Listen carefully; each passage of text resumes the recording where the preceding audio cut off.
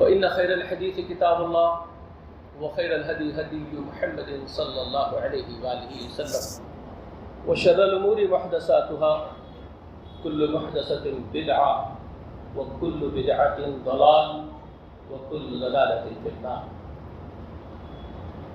فأعوذ بالله السميع العليم من الشيطان الرجيم. أم كنتم شهداء إذ حضر يعقوب الموت إذ قال لبنيه ما تعبدون من بعدي قالوا نعبد إلهك وإله آبائك إبراهيم وإسماعيل وإسحاق إله واحدا ونحن له مسلمون.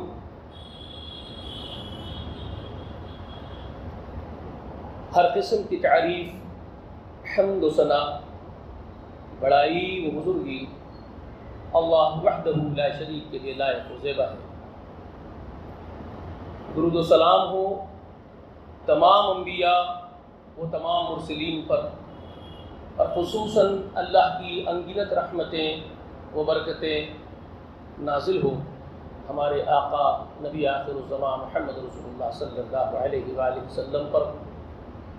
سلام ہو آپ کے اہل بیت پر، اور سلام ہو آپ کی تمام امت پر جو آپ کی متبعین. الحمدللہ اللہ رب العالمین نے ہم سب کو اس بات کی توفیق عنایت فرمائی کہ ہم نبی آخر الزمان محمد رسول اللہ صلی اللہ علیہ وآلہ وسلم پر بھی ایمان رکھتے ہیں، تمام انبیاء کے ساتھ ساتھ. ورنہ زمین کی پشت پر بہت سارے لوگ ہیں جو تمام انبیاء کو ماننے کے دعوے کر کے بھی بد نصیب رہ گئے. انہوں نے محمد رسول اللہ کا انکار کر کے اپنے آپ کو تباہ کر لیا، آخرت یوں خراب ہو گئی. ہم اللہ کے شکر گزار تو ہیں کہ اللہ نے ہم کو اس بات کی توفیق دی کہ ہم اللہ کے مسلم امت میں، اللہ کے مسلم بندوں میں، رسول اللہ کی مسلم امت میں ہمارا شمار، ہم اس کو شامل. لیکن دور آگے بڑھتے گیا، زمین پہ شر بھی بڑھتا گیا. مسلمان جو اللہ کے مخلص ترین بندے تھے زمین کی پشت پر، ان کا اخلاص آہستہ آہستہ کم ہوتا گیا، اور بالآخر آج ہم جس دہانے پر کھڑے ہوئے ہیں، آج اخلاص کا بہت بڑا فقدان، بہت بڑی کمی محسوس ہو رہی ہے. آج ہم وہیں پر ہیں جہاں کبھی ایک امت جو ہم سے پہلے کی تھی، یعنی جناب محمد رسول اللہ کی آمد کے وقت دور مصطفیٰ میں صلی اللہ علیہ وآلہ وسلم میں یہود و نصارہ کا جو طریقہ اور وتیرہ تھا، جو رویہ تھا، آج ہم وہیں کھڑے ہوئے. یہ امت آج اسی جگہ پر آ کر کے رک گئی. میں کوشش کروں گا کچھ باتیں گوشے گزار کرنے کی جو ہماری سوچ، ہمارا نظریہ، ہماری عقیدتیں کہیں ان سے تو نہیں مل رہی. اگر ایسا ہو رہا ہے تو ہم کو توبہ کرنے کی ضرورت ہے، اور ہم کو پھر انہی مخلصین صحابہ کرام کی پیروی کرنے کی ضرورت ہے. سورۃ البقرہ میں ایک مقام ہے جس کی میں نے ایک آیت آپ کے سامنے پڑھی. یوں تو اگر میں اوپر سے لے آؤں آپ کو تاکہ وضاحت ہو جائے تو زیادہ اچھا ہوگا، اور آپ سمجھ لیجئے کہ اللہ تبارک و تعالیٰ نے ان یہودیوں کو، نصرانیوں کو نصیحت آموز انداز میں ڈانٹ ڈپٹ کی ہے. ان کو اللہ تعالیٰ نے سمجھایا ہے، ان کے نظریے کو بدلنے کی دعوت دی. کس طرح سے اللہ تعالیٰ نے اسے خطاب کیا ہے سورۃ البقرہ کے اندر میں آپ کو بتا رہا ہوں. وَمَن يَرْغَبُ عَن مِّلَّةِ إِبْرَاهِيمَ، اللہ تعالیٰ فرماتے ہیں کہ جو ابراہیم سے منہ موڑے روگردانی کرے، اس سے زیادہ نادان کون ہو سکتا ہے؟ الا من سفیہ نفسہ، جو اپنے نفس میں بے وقوفی کر رہا ہو، اپنے اندر اپنے آپ میں ایک قسم کی بے وقوفی کرنے والا، جو ابراہیم سے منہ موڑتا ہے. اللہ نے بتایا. اور یہ ابراہیم کا ذکر یہود و نصارہ کے سامنے کیوں کیا جا رہا ہے بھائی؟ سمجھنے کی بات ہے. اللہ تبارک و تعالیٰ اپنے بندوں کو کسی ایک بات پر اتفاق کر لینے کی دعوت دیتے ہیں. اللہ تعالیٰ ان کے اختلافات کو دور کرنے کے لیے وہ چیز لے کے آتے ہیں جہاں سے ان کا اتفاق ممکن ہو. یہ بہت اہم نقطہ آپ کو بتا رہا ہوں. جس وقت جناب محمد رسول اللہ اسلام کی دعوت دے رہے ہوں، اپنے آپ کو پیش کر رہے ہوں کہ میں نبی اللہ ہوں، تو ان کو اختلاف محمد رسول اللہ سے ہے، محمد بن عبداللہ سے ہے. اور اس کی وجہ یہ تھی کہ ان کے اندر ایک قسم کا تعصب اس بات پر تھا کہ ہم آل اسحاق ہیں اور یہ آل اسماعیل ہیں. وہ یہ سمجھتے تھے کہ ہم اسماعیل کی اولاد ہیں اور یہ اسحاق کی اولاد میں سے ہیں. اس بات پر ان کو تعصب تھا. یہ اختلاف کا ایک سبب تھا، ایک بنیادی سبب ان کا اختلاف کا یہی تھا، اور بہت بڑا حسد کا سبب بھی یہی تھا. یہیں سے ان کو حسد بھی تھی کہ آل اسماعیل میں آخری نبی کیوں آ رہا، وہ آل اسحاق سے کیوں نہیں، آل یعقوب سے کیوں نہیں. ایک قسم کی حسد تھی. رب العالمین نے ایک ایسا بہترین طریقہ اختیار کیا سمجھانے کا کہ آل اسماعیل ہو کہ آل یعقوب ہو، تمہارے جد امجد تو ایک ہے نا دیوانوں. کہیں جا کر کے اتفاق ممکن ہے تمہارا. اگر تم ابراہیم کو دیکھتے ہو تو اسحاق کا باپ بھی وہی ہے، اسماعیل کا باپ بھی وہی ہے. تو کیوں کر ایسا نہیں ہو سکتا ہے کہ تم ابراہیم کی طرف رغبت کرو؟ ابراہیم کو دیکھو، وہ کس طرح اللہ کا مخلص بندہ ہے، کس طرح کا اللہ کا فرما بردار بندہ ہے. تم کو وہ دیکھ کر کے تو ایک جگہ رکنا چاہیے، اپنے اختلاف کو ختم کرنا چاہیے. تو اس لیے اللہ تعالیٰ نے اس بات کو چھیڑا اور بتایا کہ کون ہے جو رغبت نہیں کرے گا ابراہیم کی طرف سوائے اس کے الا من سفیہ نفسہ، جو بے وقوفی ہوگا اپنے نفس کے اندر، جو اس سے روبردانی کرے ابراہیم سے. اس کے بعد اللہ تعالیٰ نے ابراہیم کی تعریف فرماتے ہوئے فرمایا وَلَقَدْ اللہ تعالیٰ نے اصطفینا فی الدنیا، اس کو اللہ تعالیٰ نے دنیا میں منتخب کر لیا. کس کو؟ سیدنا ابراہیم خلیل الرحمن کا ذکر کرتے ہوئے فرماتے ہیں وَلَقَدْ اصْطَفَيْنَاهُ فِي الدُّنْيَا. دنیا میں تو آپ دیکھ رہے ہو ان کی زندگی کس طرح اللہ ہی کے لیے جینے اور مرنے کی زندگی ان کی نمایاں ہے. ہسٹری اگر آپ پڑھتے ہو آپ کو معلوم ہے، یہود کو معلوم ہے، نصرانی کو معلوم ہے، آل اسحاق کو اور آل اسماعیل کو سب کو یہ بات معلوم ہے. یہاں تک کہ مشرکان عرب بھی اسماعیل علیہ السلام سے اور ابراہیم علیہ السلام سے پوری واقفیت رکھتے تھے. اور بنو اسرائیل تو بنو اسرائیلی ہے، نبیوں کی اولاد ہے، ان کو تو ابراہیم کے بارے میں ایک ایک بات معلوم تھی.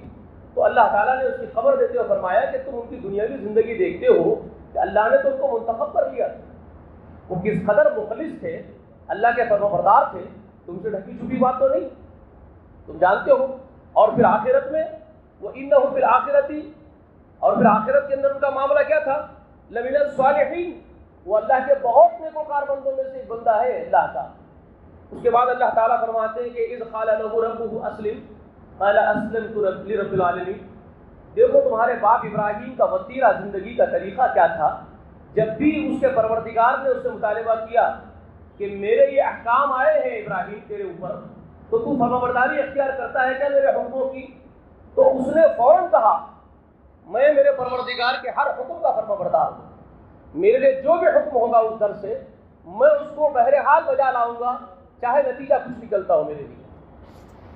آگ میں ڈال دیں گے تیار ہوں، کانٹوں پہ سینچیں گے تیار ہوں، یہاں تک کہ بیوی اور بچے کو بیاباں کے اندر چھوڑنے کا حکم ہوگا چھوڑ دوں گا. حد یہ ہو جائے گی کہ اے پروردگار اگر تو کہے گا ایک لخت جگر کو ذبح کر دے تو کر دوں گا، اگر تو مجھ سے کہے گا کہ ایک ہی لخت جگر ہے تیرا اور وہ بھی سعی کی عمر کو، بلاغت کی عمر کو تیرے ساتھ کندھے کو کندھا لگا کے چلنے کی عمر کو آیا ہے، مگر میں دیکھنا چاہتا ہوں کہ تو اس کو ذبح کرتا ہے، تو پروردگار اسلمت لرب العالمین، میں میرے رب العالمین کے لیے فرمانبردار ہی ہوں، چاہے انجام کچھ ہوتا ہو میں تیار. یہ تمہارے باپ کی زندگی کا وتیرہ ہے، یہ اس کے جینے کا ڈھنگ ہے ساتھ اس کا یہ تعلق ہے کہ اب تم لوگوں نے اپنے باپ کے اس رویے کو اختیار کیا، جینے کے اس ڈھنگ کو، اس نظریے کو تم نے اڈاپٹ کیا اپنے باپ کے، یا محض اختلاف کر رہے ہو، محض ایک تعصب اور ایک جھگڑا پیدا کر رہے ہو زمین کی پشت پر؟ ذرا تم کو اپنا جائزہ لینا چاہیے۔ یہ بیانات بہت سمجھنے کے ہیں قرآن مجید کے۔ اس کے بعد اللہ تعالیٰ فرماتے ہیں، تم کو معلوم ہے نا، وَوَصَّى بِهَا ابراہیم بنی، وَوَصَّى بِهَا ابراہیم بنی، اپنی اولاد کو اسی کی وصیت کر کے مرا ہے میرا بندہ ابراہیم۔ اس نے اپنے بیٹے اسماعیل کو، اپنے بیٹے اسحاق کو، یا ایک اور بیٹا ہے جو فضورہ کا بیٹا ہے، ایک اور بیٹا ہے جن کے نام سے مدین مشہور ہے علاقہ، ان کا نام مدیان تھا، تیسری بیوی کا بیٹا۔ سب نبی اللہ بنے، اخلاص سے بھرپور، چاہے حضرت سارہ جو بیوی بڑی بیوی ان کا بیٹا اسحاق ہو، یا پہلا بیٹا سب سے بڑا، پہلی اولاد چھوٹی بیوی سے پیدا ہوئے، مجری بیوی بیچ کی بیوی سے، ہاجرہ سے، وہ ہو اسماعیل، یا یہ تیسری بیوی کا بیٹا مدین ہو۔ تم دیکھو اس نے اپنی اولاد کو جو وصیت کی وہ وہی کی جو خود تھا ابراہیم میرا۔ جب میں نے ابراہیم سے کہا اذ قال له ربه اسلم قال اسلمت لرب العالمین، یہ جو فرمانبرداری کی زندگی اس کی تھی ابراہیم کی، وہی اس نے اپنے اولاد کو سکھایا۔ اس نے اسماعیل کو ویسے ہی بنایا، اسحاق کو ویسے ہی بنایا، مدیان کو ویسے ہی بنایا۔ یہی تو وصیت کر کے مرا ہے میرا وہ بندہ۔ اور پھر اس کے بعد یعقوب کا ذکر بھی کیا ساتھ میں۔ ابراہیم نے اپنے بیٹوں کو اسی کی وصیت کی، تو جس طرح ابراہیم اپنے اولاد کی تربیت کی اخلاص پر، اس کا پوترا یعقوب جس کی طرف تم نسبت کر کے اپنے آپ کو بنو اسرائیل کہتے ہو، تم کو جو زعام ہے کہ ہم بنی اسرائیل ہے، بنی اسرائیل ہے، بنی اسرائیل ہے، جو ڈھنڈورا پیٹتے ہو۔ اور اسرائیل کس کو کہتے جانتے ہو؟ اسرائیل کون؟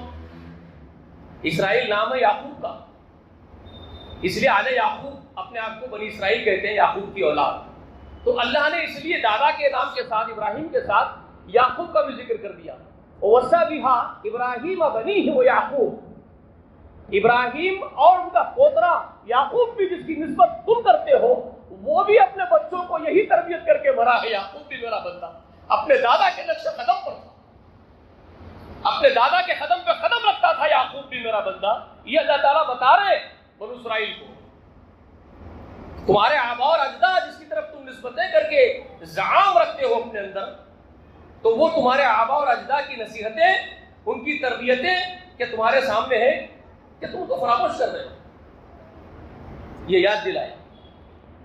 اور اس کے بعد یہی بات فرمائی کہ ان دونوں نے بھی اپنی اپنی اولاد کو کیا بات کہی تھی، ابراہیم نے بھی اور ان کے پوتے یعقوب نے بھی کہا تھا، یا بنی یا ان اللہ اصطفیٰ لکم الدین، اے ہماری اولاد، اللہ نے تمہارے لیے ایک زندگی گزارنے کا طریقے زندگی تم کو عنایت کیا ہے۔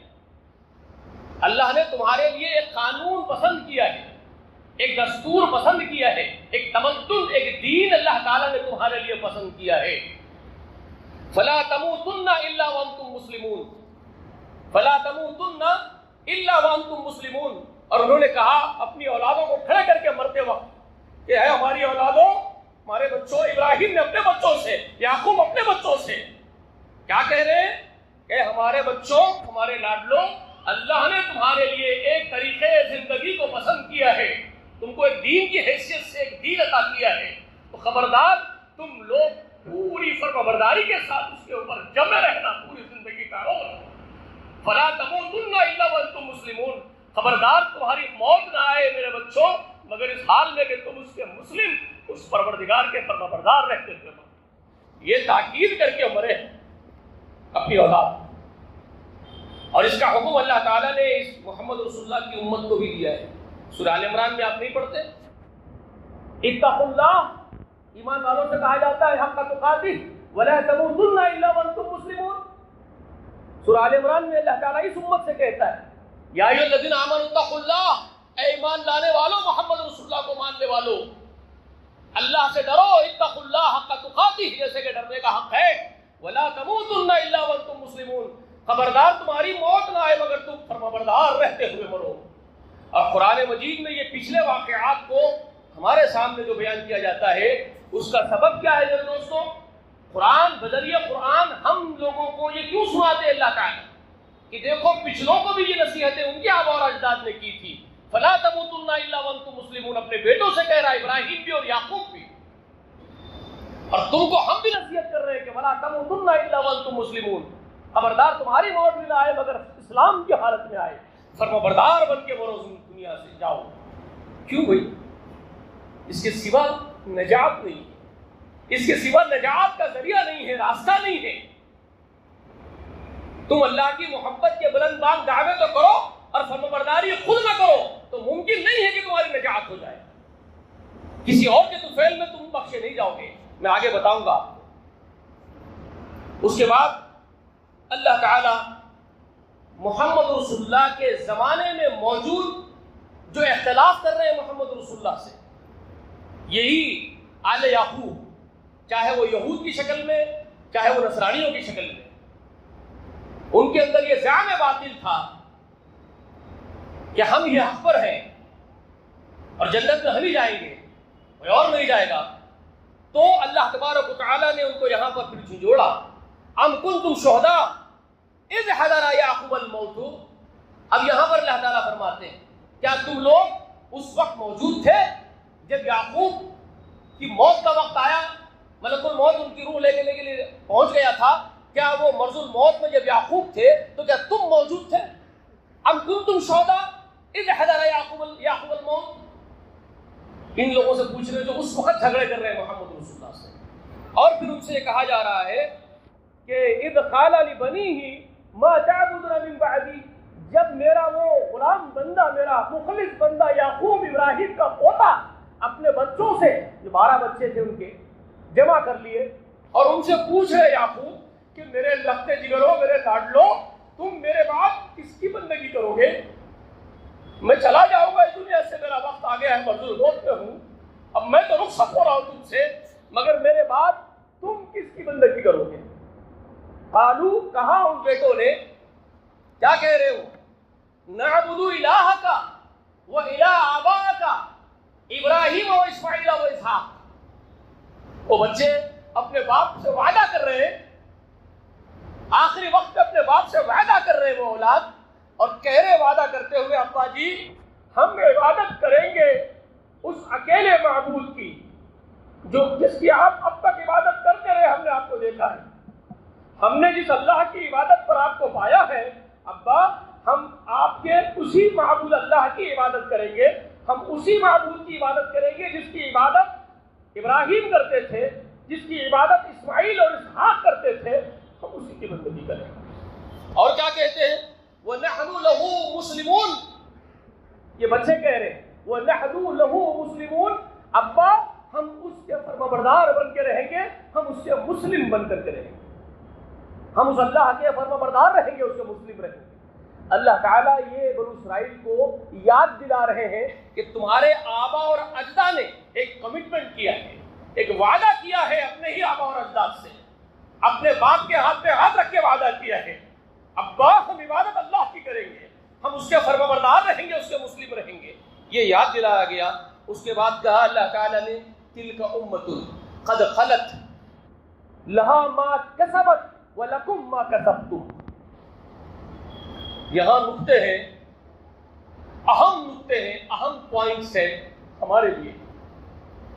اللہ فرما رہے ہیں تلک امۃ قد خلت، یہ ایک جماعت تھی، وہ ایک جماعت تھی اللہ کی مخلص جماعت جن کا میں ذکر تمہارے سامنے کر رہا ہوں، ابراہیم کا، اسماعیل کا، اسحاق کا، یعقوب کا، یعقوب کی اولاد کا جو تذکرہ میں تمہارے سامنے کر رہا ہوں لوگوں، وہ ایک جماعت تھی، اللہ کے مخلص غلاموں کی ایک جماعت تھی، لہا ما کسبت، انہوں نے جو کچھ کمایا ان کے حصے میں آ گیا، ان کے نام اعمال میں، ان کے خزانے اعمال میں جمع کر لیا گیا، انہوں نے جو کیا ان کے لیے ہے۔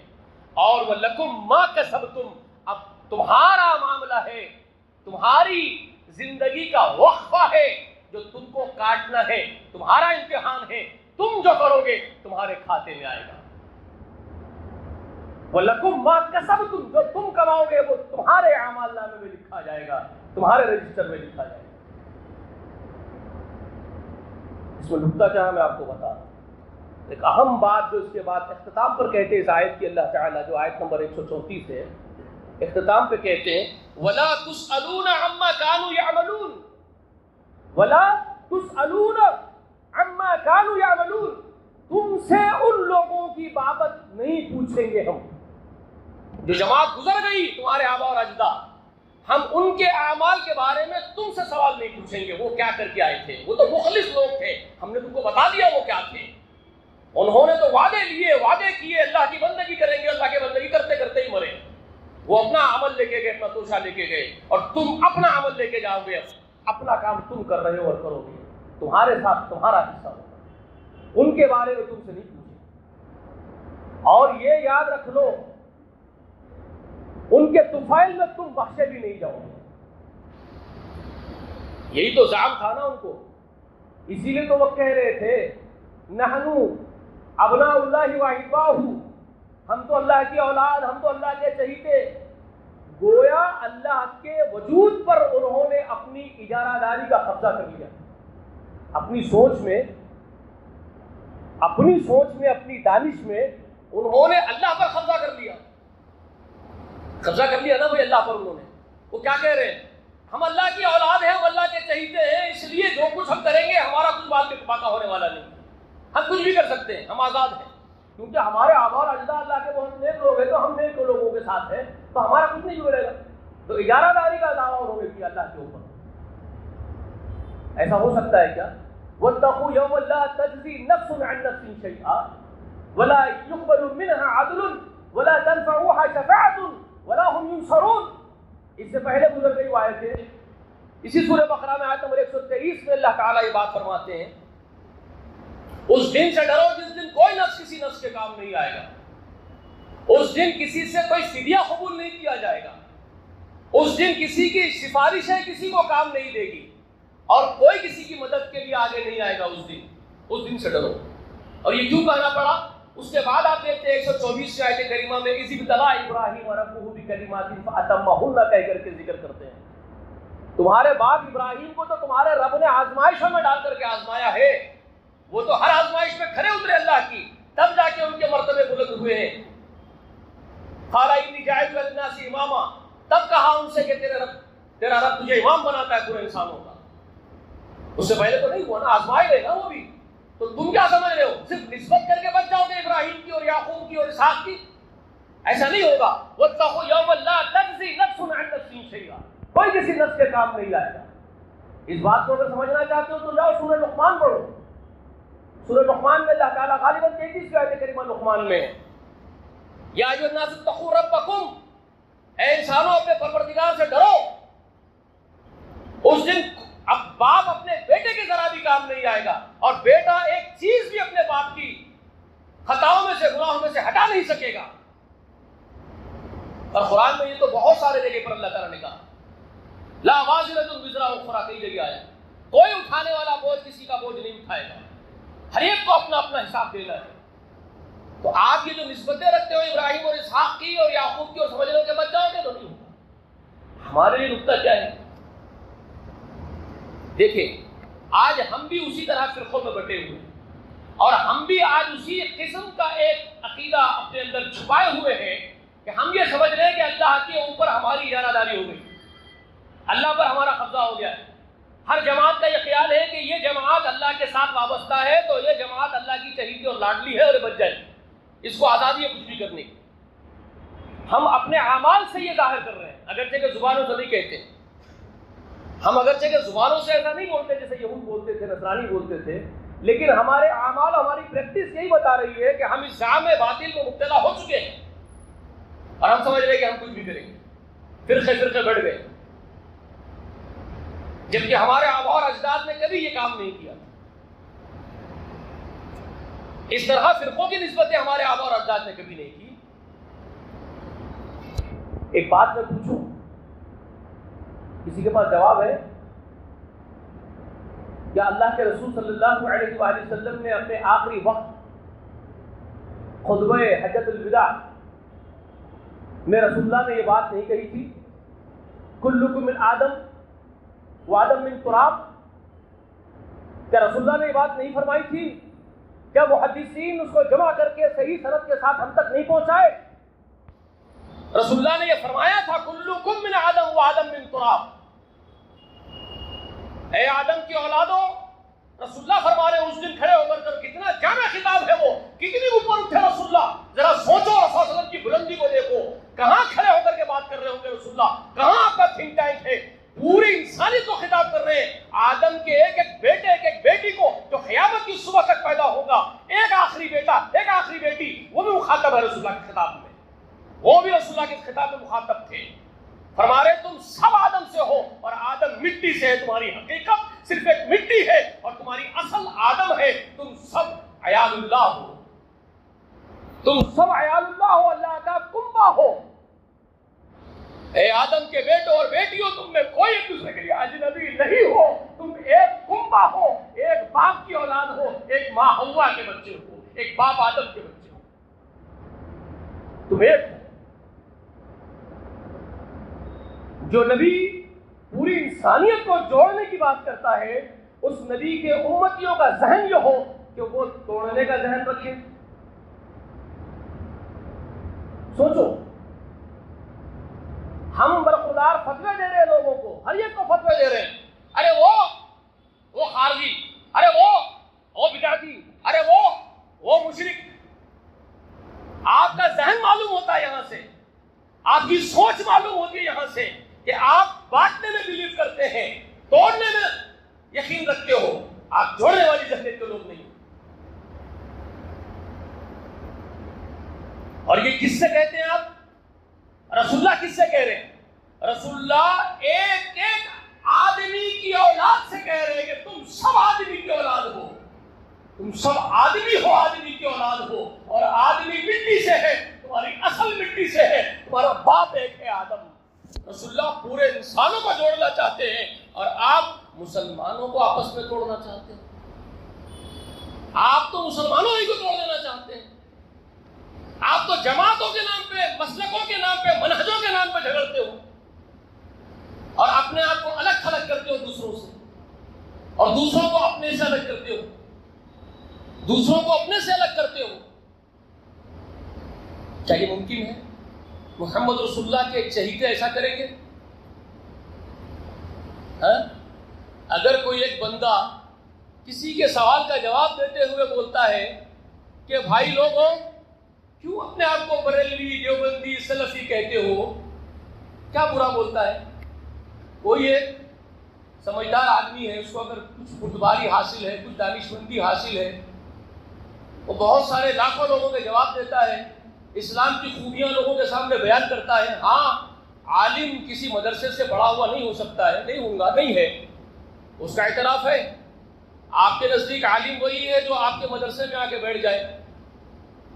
جو آپ کے مدرسے میں نہیں آیا وہ آپ کا ہی نہیں ہے آپ کی نظر میں، اگرچہ کہ وہ پورا قرآن پڑھتا ہو، قرآن سے محبت کرتا ہو، احادیث پڑھتا ہو، احادیث سے محبت کرتا ہو، رسول اللہ سے محبت کرتا ہو. وہ ٹھینگے سے آپ کے پاس، وہ ٹھینگے سے، وہ ہمارے مدرسے میں نہیں آیا تو وہ عالم نہیں ہوں گا عالم. لیکن اس نے اللہ کے دین سے محبت کی ہے، دین کی خدمت کی ہے، وہ کئی لاکھوں لوگوں کو جوابیں دیا ہے، دین کی خوبیاں بیان کیا ہے. اگر کسی کے سوال پر اس نے یہ کہہ دیا کہ بھائی اپنے آپ کو بریلوی، دیوبندی، سلفی کہنے میں کیا رکھا ہے، اپنے آپ کو ایک مسلمان کہہ لو، ایک ہو جاؤ، تو اس کا انٹینشن کون سا برا ہے؟ اس کا انٹینشن کون سا برا ہے مجھے بتائیے. اور آپ کو بات ہضم نہیں ہوتی ہے کیونکہ وہ آپ کے فرقے کی طرف نسبت نہیں کر رہا اپنی. آپ کو اتنا چپ جاتا ہے کہ آپ اس کا نام لے کر کے پورا ویڈیو وائرل کرتے ہیں، پورے بیانات اس کے نام پر دیتے ہیں کہ او فلاں، او جماعت اسلامی، او فلاں کا. یہ کیا آپ کا رویہ ہے؟ یہ کیا رویہ ہے آپ کا؟ آپ نے کبھی غور کیا؟ اپنے آپ پر نظر ڈالی، آپ کے گریبان میں جھانکے. آپ محمد رسول اللہ کے ماننے والے ہو سکتے ہیں؟ وہ محمد جس نے آدم کے پورے بیٹے بیٹیوں کو جوڑنے کا نظریہ دیا ہے اور آپ امت کو توڑنے کا نظریہ پیش کر رہے ہو.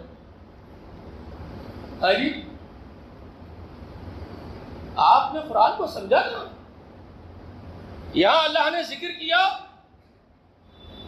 یعقوب کی اولاد کا، اور یہ بتایا کہ وہ یعقوب کی اولاد اپنے باپ کے ہاتھ پہ ہاتھ رکھ کے کہہ رہی ہے وَنَحْنُ لَهُ مُسْلِمُونَ، اور اللہ تعالیٰ محمد رسول اللہ کے ماننے والوں کو بتا رہے یہ بات.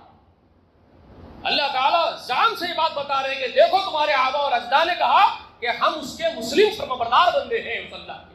وَنَحْنُ لَهُ مُسْلِمُونَ، ہم اس کے فرمانبردار ہیں، ہم فرقے نہیں بنیں گے، ہم ایک معبود کی بندگی کریں گے جس کی آپ اور آپ کے باپ ابراہیم اسحاق کرتے تھے. تلک امۃ قد خلت ما لها کسبت، وہ انہوں نے کمایا ان کے لیے، اور لکم ما کسبتم، تم جو کماؤ گے تمہارا ہوگا، وہ تم جو لے جاؤ گے تمہارا توشہ ہوگا. جی ان کے بارے میں تم سے نہیں پوچھا جائے گا. اور پھر ان کا رویہ اللہ تعالیٰ بیان کر رہے ہیں. قالوا، اور کہتے ہیں یہ موجودہ دور کے محمد رسول اللہ کے دور کے بگڑی ہوئی قوم، وہی ابراہیم علیہ السلام کی اولاد، وہی اسحاق علیہ السلام کی، یعقوب علیہ السلام کی اولاد، اور ان کا بگاڑ اس قدر تھا ان کے اندر، یہی حسد ان کے دماغوں میں گھر کر گئی تھی، یہی بغض کینہ ان کے اندر بیٹھ گیا تھا. تو اللہ اس کا ذکر کر رہے ہیں قالوا کونوا هودا او نصارى تهتدوا، اور یہ کہتے ہیں کہ تم یہودی ہو جاؤ یا نصرانی ہو جاؤ تو ہدایت یافتہ ہوں گے. اگر تم یہودی اور نصرانی نہیں ہوتے ہو تو تم ہدایت یافتہ نہیں ہو. یہ ان کا بغض تھا. تو اللہ اس کا ذکر کر رہے ہیں قالوا، یہ کہتے ہیں کونوا هودا او نصارى، تم ہو جاؤ یہود ہو جاؤ یا نصرانی ہو جاؤ تو تہتدوا، تم ہدایت یافتہ ہو جاؤ گے. قل، میرے حبیب ان سے بول، بل ملت ابراہیم حنیفا وما کان من المشرکین.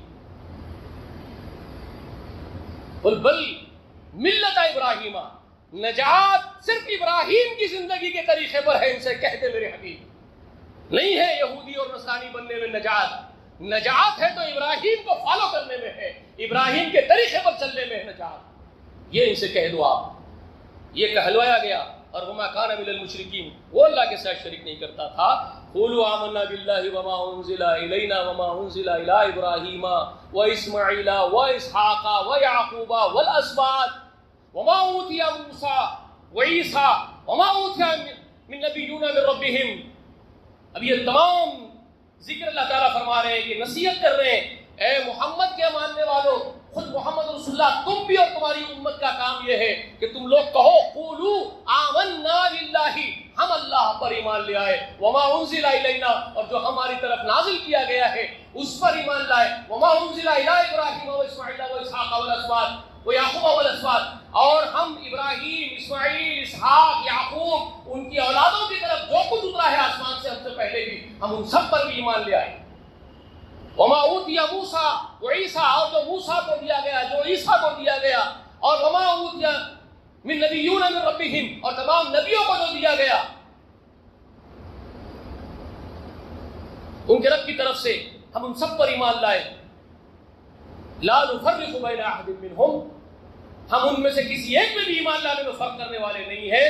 اور اس کے بعد کیا کہا گیا؟ غور کرو، یہ بہت اہم بات ہے. وَنَحْنُ لَهُ مُسْلِمُونَ، ہم اس کے فرمانبردار، ہم اس کے مسلم بندے ہیں. اس کے بعد اب یہود و نصارہ کو بھی اور قیامت تک پیدا ہونے والے تمام تر انسانوں کو بھی ایک اہم نصیحت اللہ فرماتے ہیں، رب کبریا فرماتے ہیں. وہ یہ فرماتے ہیں فَإِنْ آمَنُوا بِمِثْلِ مَا آمَنْتُمْ بِهِ فَقَدْ اهْتَدَوْا. اب یہ یہودی، یہ نصرانی بھی، اور جتنے آدم کے بیٹے اور بیٹیاں ہوں گے یہ سب بھی ایمان لائیں گے میرے حبیب محمد تمہاری طرح. اور یہ تمہارے اوپر جو ایمان لائی ہے جماعت، یہ ابو بکر، یہ عمر، یہ عثمان، یہ علی، یہ ابن مسعود، یہ ابن عباس، یا یہ عباس، یا یہ حمزہ، یا یہ پوری جماعت جو تم پر ایمان لائی ہے محمد صلی اللہ علیہ وسلم، اگر یہ لوگ بھی تمہارے مثل کا ایمان لے آئیں گے جیسے تم ایمان لے آئے ہو، فقد اہتدوا، یہ ہدایت یافتہ ہو جائیں گے. ان کو فرقہ بننے کی ضرورت نہیں، ان کو کسی مذہب مسلک کی طرف نسبت کرنے کی ضرورت نہیں. ان کو ضرورت ہے محمد رسول اللہ نے جس طرح تیار کیا ہے اس پر گامزن ہو جائیں، بغیر کسی نسبت کہ فرقے کا نام لیے کہ آپ عمل کر کے دکھا سکتے ہیں، پریکٹس کافی آپ کی. یہ اللہ فرمانے اگر یہ بھی ویسے ہی ایمان لے آئے جیسے آپ ایمان لے آئے ہو، فقد اہتدوا، یہ ہدایت یافتہ ہو جائیں گے. وَإِن تَوَلَّوْا فَإِنَّمَا هُمْ فِي شِقَاقٍ، اگر یہ منہ موڑیں گے تو یہ اختلاف کرنے والوں میں ہوں گے. اگر یہ آپ کے طریقے سے اور صحابہ کرام کے وتیرے سے اپنا منہ موڑیں گے، کسی اور طرف رخ کریں گے، یہی ہوں گے آپ سے بغض رکھ کے آپ سے اختلاف کرنے والے، آپ کے خلاف کرنے والے ہوں گے. فَسَيَكْفِيكَهُمُ اللَّهُ، تو اے نبی اللہ تیرے لیے ان کے مقابلے میں کافی ہو جائے گا. وَهُوَ السَّمِيعُ الْعَلِيمُ، وہ سب کچھ سنتا اور جانتا ہے. اب ایک بہت اہم بات بول رہا ہوں، آخری ختم. بہت وقت تھوڑا ہوتا ہے، ایسی اہم باتیں کہاں سے سمیٹ لوں گا میں.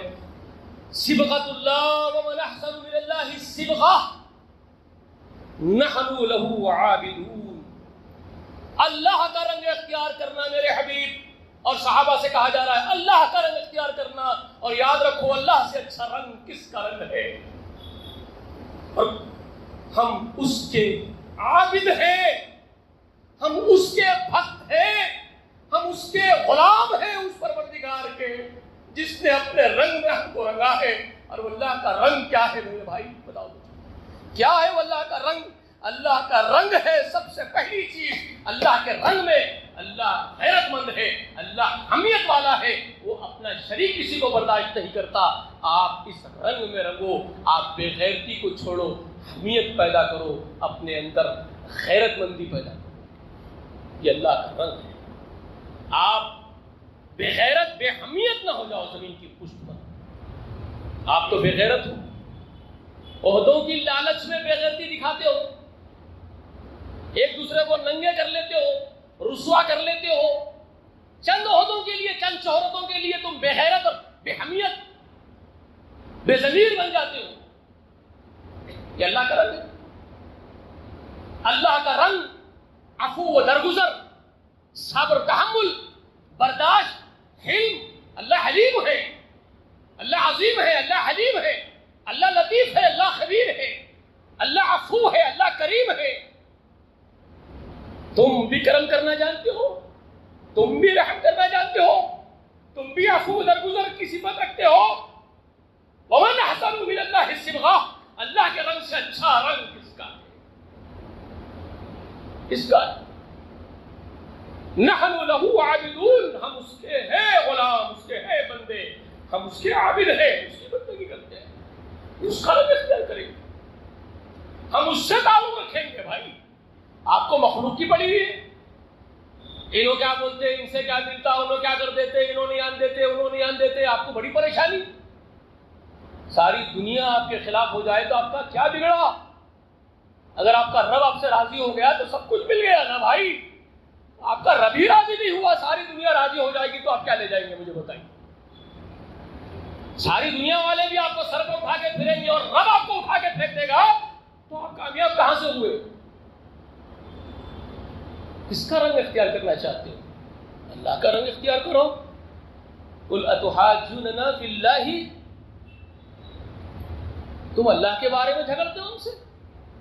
قُلْ أَتُحَاجُّونَنَا فِي اللَّهِ هُوَ رَبُّنَا وَرَبُّكُمْ لَنَا أَعْمَالُنَا وَلَكُمْ أَعْمَالُكُمْ وَنَحْنُ لَهُ مُخْلِصُونَ. یہ تین جملے قرآن کے سورہ بقرہ کے جو کانٹیکسٹ بتا رہا ہوں نا، اہم ترین ہیں.